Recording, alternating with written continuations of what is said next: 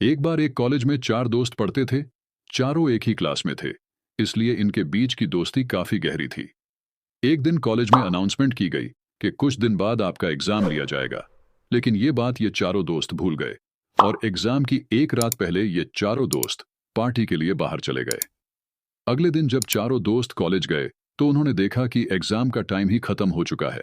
तब इन चारों दोस्तों ने एक प्लान बनाया और कार का ऑनियल अपने कपड़े पर लगाया और अपनी प्रिंसिपल के केबिन में जाकर प्रिंसिपल से कहा, हमारी कार का टायर पंचर हो गया था, इसलिए हम एग्जाम नहीं दे पाए।